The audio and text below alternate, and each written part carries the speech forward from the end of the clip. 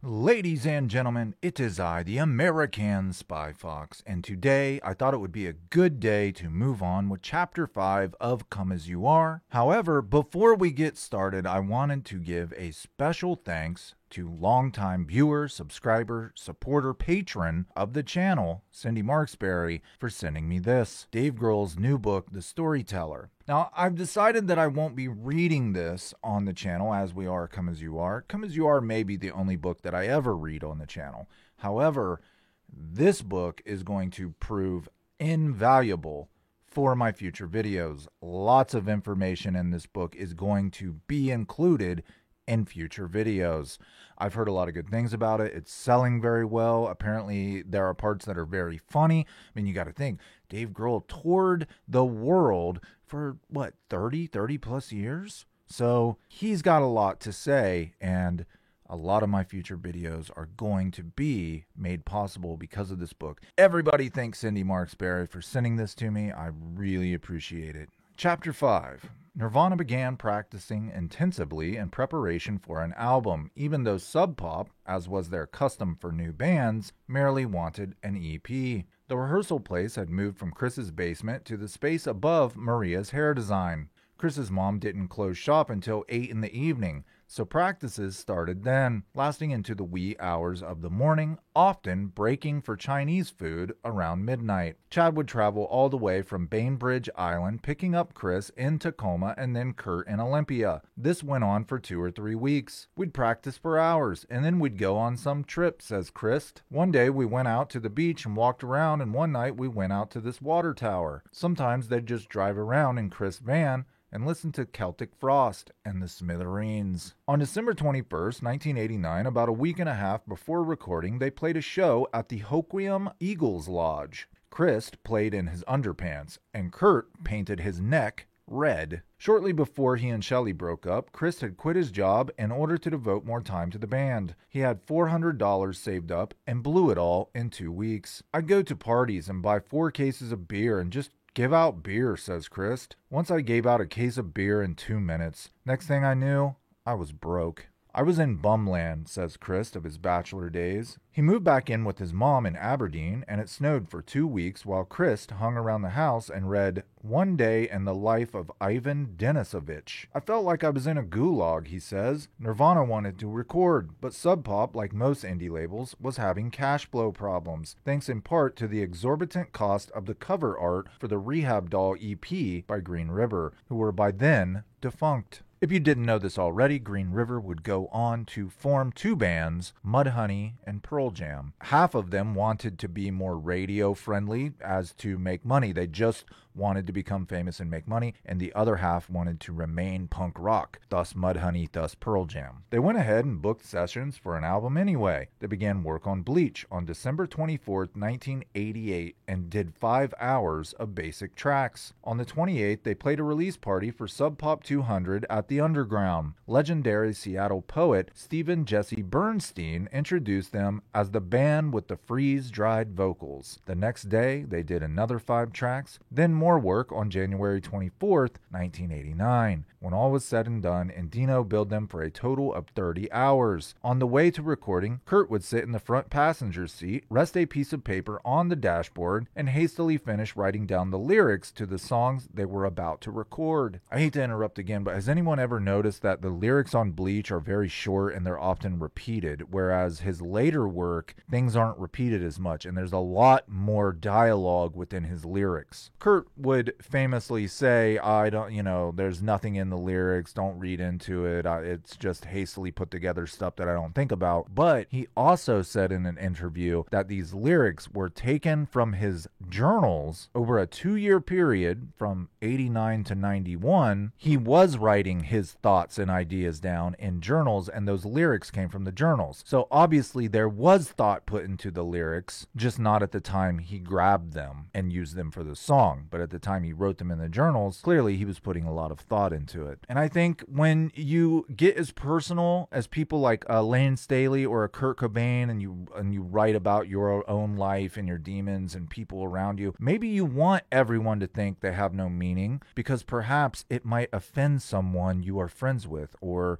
in a relationship with. As the last song they ever recorded, You Know You're Right, which is considered a breakup song. In case you did not know, it is classified as a breakup song, and the pain of going through divorce. Chad had been in the band 6 months, and they'd been playing a lot. Chad was a more straight-ahead drummer than Dale Crover, and the tunes were correspondingly straightforward. They attempted Floyd the Barber and Paper Cuts again, but they didn't match the Dale Crover versions, so they remixed the Crover tapes and put them on the album. The as-yet untitled album was sequenced and edited, but Bruce Pavitt ordered the album completely re-sequenced. The album was delayed a couple months, but Sub Pop finally borrowed some money to get it out. Kurt was very particular about his singing and would get very angry if he couldn't make the sounds he wanted to make. He'd start smacking his chest and stuff, says Chad. Not into it. If the mixes on Bleach sound a little strange, there may be a very good reason. We were all sick by then, Chris remembers, and we had this codeine syrup from the Pierce County Health Department, so we were drinking a lot of that for our sickness, but we were really on codeine and we were mixing the record and getting really into it. The album cost $606.17 USD to record. No one in the band had that kind of money, so a fellow named Jason Everman put up the cash. Dylan Carlson had introduced him to Kurt, and it soon turned out that Jason had known Chad since they were in the 5th grade. The two had even played in several bands together in high school. Jason had spent the past few summers as a commercial fisherman in Alaska and had piled up a lot of money, so lending his old friend $600 was no big deal. Besides, he had heard the Crover demo and knew that the band was destined for bigger things. He began hanging out with the band. Kurt didn't have much experience with playing guitar and singing and remembering the words at the same time. He'd only been playing in a band for a year and a half after all, and all of a sudden they had a tour to do. So one day Kurt mentioned to Jason that they were thinking about getting a second guitar player to thicken up the sound. We basically were ready to take anybody if they could play good guitar, says Kurt. Jason mentioned that he played, auditioned once, and that was it. He seemed like a nice enough guy, says Kurt, and he had long Sub Pop hair. And besides, like Kurt, Chris, and Chad, Jason came from a broken home. He had even lived in Aberdeen for a while as a kid. Although Jason is credited as a guitarist on Bleach, he didn't play on it. We just wanted to make him feel more at home in the band, says Chris. His first gig with Nirvana was a drunken dorm party at Evergreen State College. With another guitar player on stage, Kurt didn't have to try as hard. Consequently, he became a much better player. Soundman Greg Montgomery recalls that he turned Kurt's guitar up. Early on, they began to realize what they had gotten into with Jason. Although Jason said he'd been into punk rock for years, Kurt's inspection of his record collection revealed, to his horror, little more than speed metal records. Chris found a rehearsal space in Seattle, but they didn't have a place to live in town, so often they'd buy some 40-ouncers and drink in the band until they fell asleep. In February of 1989, after the album was completed, they did a quick 2-week West Coast tour. By leaps and bounds, the band was gaining confidence as a live act. Bruce Pavitt remembers Mudhoney guitarist Steve Turner coming back after his band played with Nirvana in San Jose and raving that Kurt Cobain played guitar standing on his head. They weathered a devastating flu, visiting the Haight-Ashbury Free Clinic in San Francisco. While riding in their van around San Francisco, the band and Poneman and Pavitt noticed there was a major anti-AIDS campaign going on in town with signs all over the city urging drug users to bleach your works, meaning to clean needles with bleach to kill the AIDS virus. There was even a guy dressed up as a bleach bottle walking around downtown handing out bottles of bleach. We were contemplating how bleach could become the most valuable substance on earth, says Pavitt, and so Bleach became the title of Nirvana's as-yet unreleased first album. A cover piece in the March 18, 1989 Melody Maker on the Seattle scene featured a brief blurb on Nirvana. Quote, "Basically, this is the real thing," it began. "No rock star contrivance, no intellectual perspective,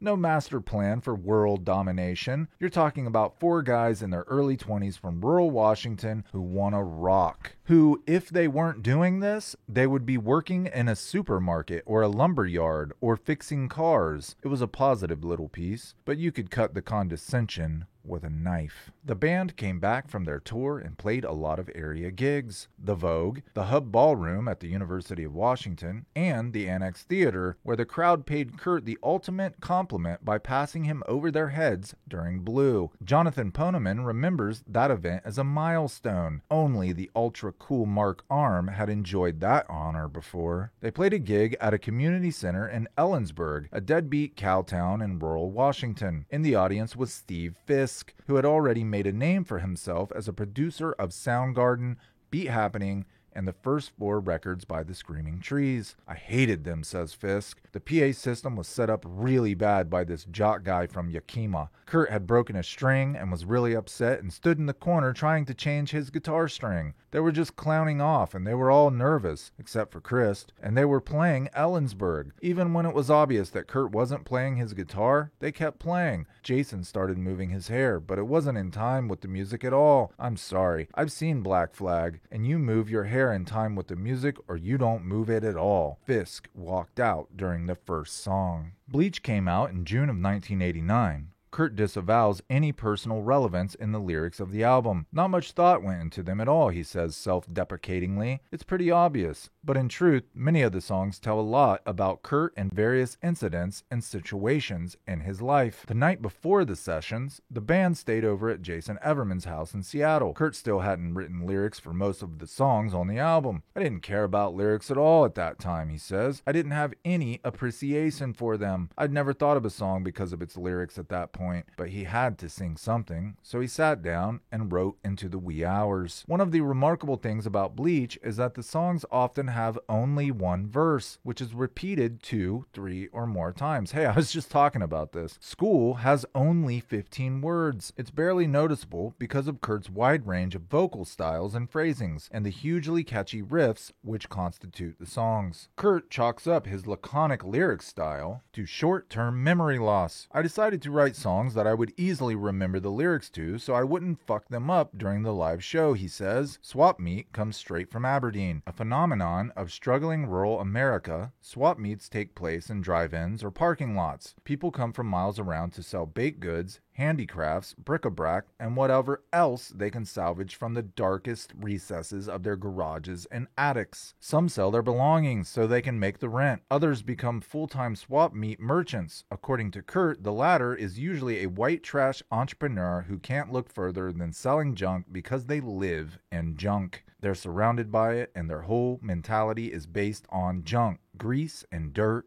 and poverty. Mr. Mustache would help set a trend in alternative rock. The title is found nowhere in the song. I've never had any reason to name any of my songs, Kurt says. That's the only difference between alternative bands and cock rock bands. Alternative rock bands name their songs with titles that don't have anything to do with the song or the chorus. In high school, explains Matt Lukin, having a mustache was considered a real metal thing to do. Kids who are like 18 have a real soft peach fuzz mustache. That was the metal stoner dude mustache. They'd have the jean jacket with the fake wool lining and a mustache and long hair, feathered and maybe an earring, and usually they'd have pot for sale. You'd say, he's got a mustache, and you'd know exactly what kind of guy he was. The mustache also symbolized the macho man that Kurt detested so much, but the song, with its refrain of, yes, I eat cow, I am not proud, is a swipe at self-righteous vegetarians who could be found in Olympia in abundant qualities. Of course, Chris was also a vegetarian, but the song is aimed more at the stridently, politically correct types in Olympia, the kind who would walk up to a bare-chested guy and ask him to put his shirt back on in solidarity with women. This kind of thing put Kurt's sarcasm in high gear. Fill me in on your new vision, he snarls in the opening verse. Help me trust your mighty wisdom. For Blue, Kurt tuned down to what's called a drop D tuning, but before recording the song, the band didn't realize they were already in that tuning and went down a whole step lower than they meant to, which explains the track's extraordinarily heavy sound. The laden, distorted guitars ride a drunken rhythm just this side of plotting, producing a different kind of tension. The thick gray tone of the track suits perfectly the theme of entrapment and control. If you wouldn't care, I would like to leave. If you wouldn't mind, I would like to breathe. The genesis of About a Girl began when Tracy asked Kurt why he didn't write a song about her, so he did. did. The line, "I can't see you every night for free," refers to the fact that Tracy was by then threatening to kick Kurt out of the house if he did not get a job. The song was indicative of the pop direction that Kurt wanted to go in. It's an anomaly on the record and indeed in the entire sub-pop scene. No one had written anything so unabashedly melodious and Beatlesque for the label yet. Kurt had also written Polly by then, but it fit the sub-pop format even less. As the night wore on, Kurt began to make his lyrics simpler and simpler. Initially, Kurt and Chris disliked the tight-knit, incestuous Seattle scene. At first glance, it resembled the exclusive cliques which they had despised in high school. "I just found Seattle so incestuously small and cliquey, and everyone knew one another, and they just seemed so stuck up, and they'd seen it all," says Kurt. He had finally escaped abysmal Aberdeen and arrived in the promised land of Seattle, only to find the same situation all over again. No wonder the refrain of "school, you're in high school again" sounds so desperate. Kurt thought that by escaping his rural community to a big city meant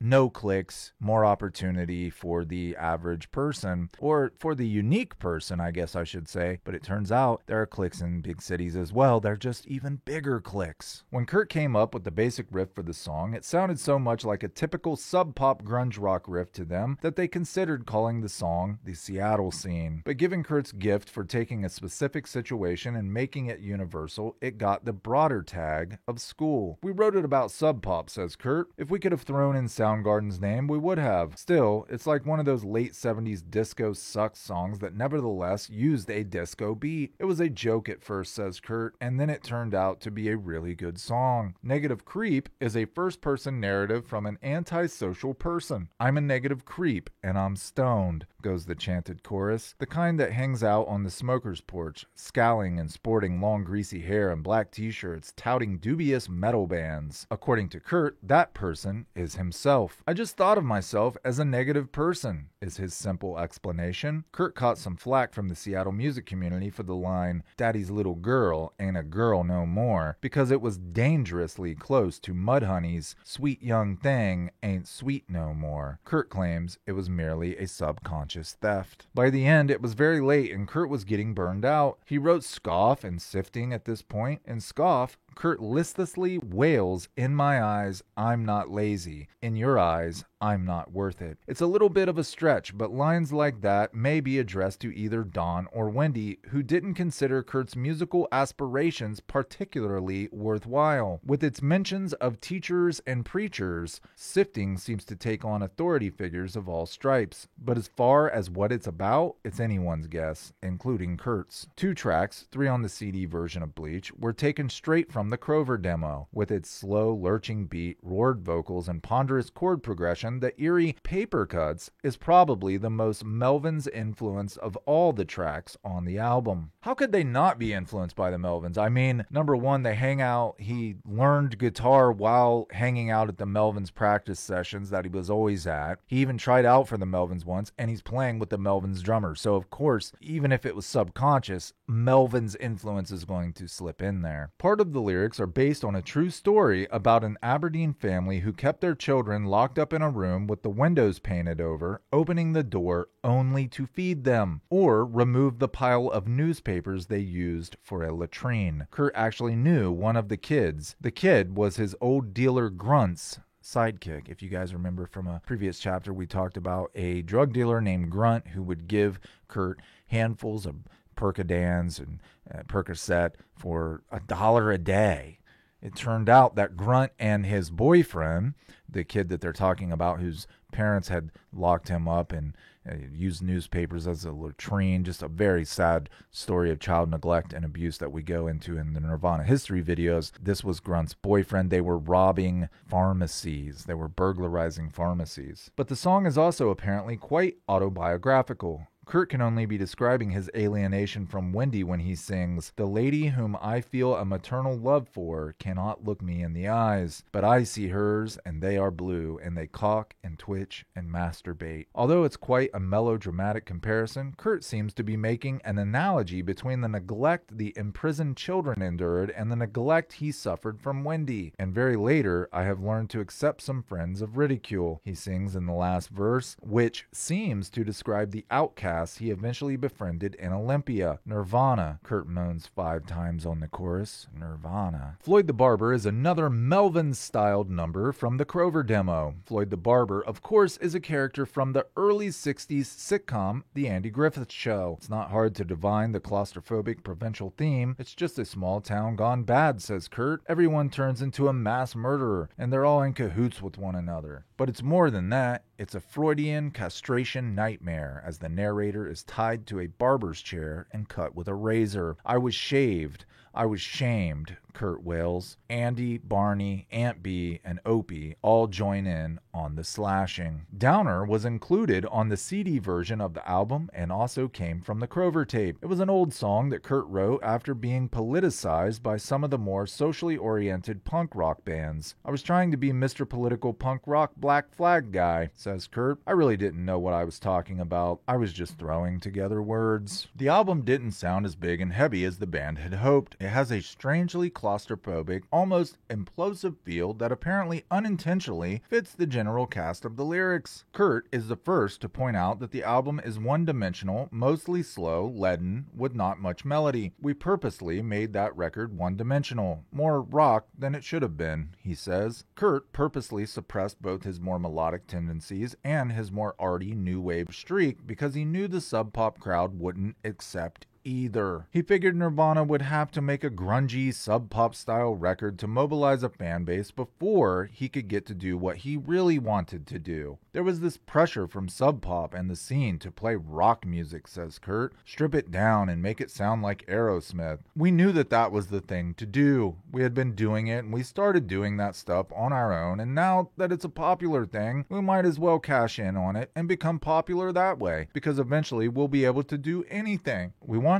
to try to please people at first, to see what would happen. Kurt had written a Vaseline's influenced song called Beans, based on the Jack Kerouac book, The Dharma Bums. Beans, beans, beans. Jackie ate some beans, and he was happy and naked in the woods, went the chorus. He wanted to put it in on the upcoming album, but Poneman didn't. He thought it was stupid, says Kurt, who adds that the band wanted to be more diverse and experimental on their debut album, yet met with heavy resistance from Sub Pop, both stated and unstated. Since the band had no contract, they just didn't know how much they could ignore Poneman's wishes and still get to put their record out. Beans was part of a 4-song demo of weird, quirky songs that the band wanted to include on the record, says Kurt. Poneman thought we were retarded. Ironically, the restrictions of the Sub Pop sound helped the band find its musical identity. Nirvana's new wave sound, scratch acid, butthole surfers, and the like, was derivative. It wasn't until they acknowledged the fact that they had grown up on Aerosmith and Black Sabbath that their music found its voice. We just found ourselves re-establishing our songwriting within a couple of months, says Kurt. It really was a great learning experience because that's really more where my roots are at anyhow, in rock, rather than the weird, quirky new wave stuff that we were trying to do. This took a lot of nerve, especially in a climate where even the Sex Pistols were considered an oldies band. Fessing up to liking working man's hard rock was an act of uncommon honesty in a world where arty poses were the norm, but it was something that needed to be said. When punk rock first erupted, it was necessary to play punk rock and only punk rock. That was the point. Once punk had made that point, it was ripe for assimilation, like any other source music. Kurt saw only one hitch. At that point, I didn't think we had a unique sound, he says. I didn't think we were really original enough to pull it off. Bleach certainly has its moments, but there's no question that Kurt's songwriting is mired in grunge. That attracted a slightly different audience from the one the band expected, a relatively mainstream hard rock audience, a problem which dogs them to this day. We were never that alternative, Chris says in retrospect. All the hair on the front of that record and all those fucking rock riff songs, people always knew we had a pretty accessible appeal. We were just basically a rock band. Like many Seattle bands, Nirvana sported a serious Black Sabbath streak. Kurt dug Black Sabbath, but he dug the pop side as much as the heavy side. Sabbath classics like Paranoid and Looking for Today have a catchy verse-chorus structure. They even have bridges. I remember years ago asking Eric Schillinger, how successful do you think a band could be if they mixed really heavy Black Sabbath with the Beatles? What could you do with that? Says Kurt. I wanted to be totally Led Zeppelin in a way, and then be totally extreme punk rock, and then do real wimpy pop songs. He'd have to wait 4 years to do that. Kurt first heard the Pixies' classic 1988 Surfer Rosa album after recording Bleach. Blood-curdling screams, grinding guitars, and nascent but clearly discernible pop-style melodies. It sounded exactly like what he had been wanting to do, but had been too intimidated to attempt. Up until then, it just wasn't cool to play pop music if you were a punk rock band. I heard songs off of Surfer Rosa that I'd written but threw out because I was too afraid to play them for anybody. The Pixies' popularity both in the UK and on American college radio helped give Kurt the encouragement to follow his instincts. Bruce Pavitt and the band haggled for weeks over the cover shot. The band wanted a photo Tracy had taken of them at a show at Rico Muse, a tiny club art gallery in Olympia. It had been a very eventful night. Ben Shepherd induced the audience to do the Worm, a punk dance in which the participants rolled around on the floor trying to knock over everyone else. At the same gig,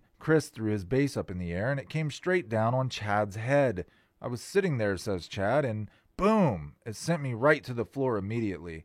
I don't remember anything. I came out of it and I was like, whoa, everything's getting all radical. It was also a big night for Chris and Shelley. All the time they had been apart, Shelley missed Chris terribly.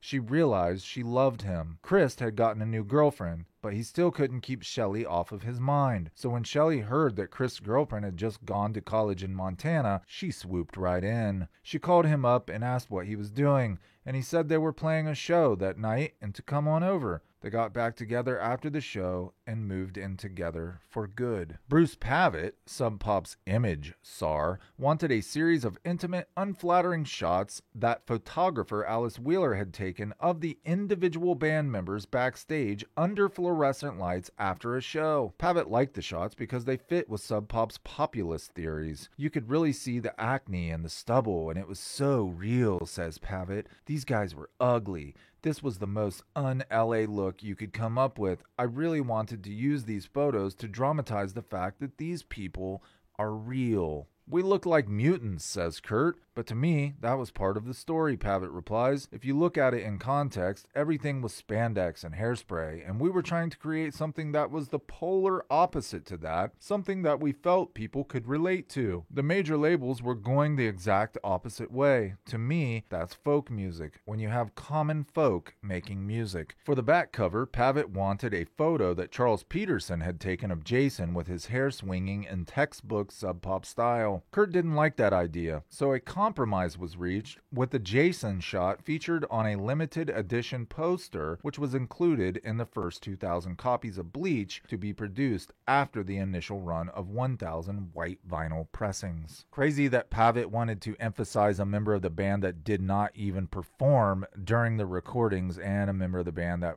only toured for a couple weeks. Pavitt must have been really obsessed with image, trying to push Kurt out of the way. Like, Kurt wrote the songs, Kurt sings the songs. Why would you put a dude who didn't even record on the back cover? That makes no sense. The shot on the inside of the CD version of Kurt, splayed all over Chad's drum set, was taken at the LA club Raji's in February of 1990. The shot was part of a sequence that also yielded the photo on the back of the Sliver single. Bleach also marked the debut of the Nirvana logo, set in Bodani Extra Bold condensed type. Because the typesetter was so rushed, the spacing was not graphically correct. There are large gaps on either side of the V, for instance, that never did get fixed. So there you have it, ladies and gentlemen. If you've ever wanted to know what font Nirvana used, it is Bodani, B-O-D-O-N-I, Bodani Extra Bold condensed type. I have been seeing that Nirvana font used a lot in, like, on K-pop band shirts and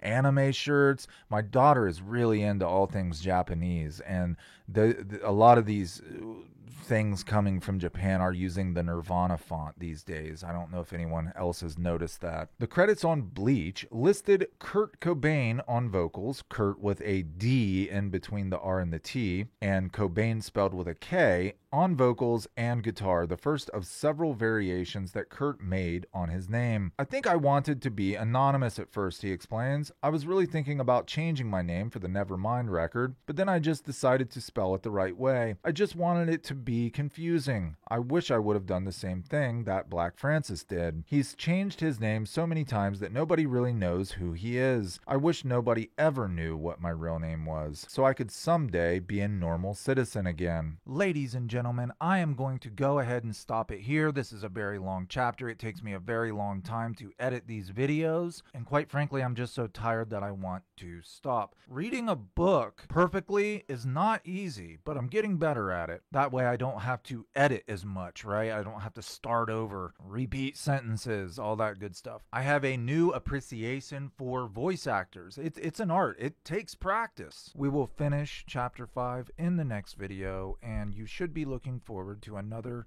great video, a well-researched video coming out. I won't tell you what it's about. It'll just be a surprise, and it'll be out within the next couple days. Thank you for watching my channel. If you've never subscribed, please do so. And go ahead and leave me a like because YouTube took away the dislikes anyway. Bye-bye.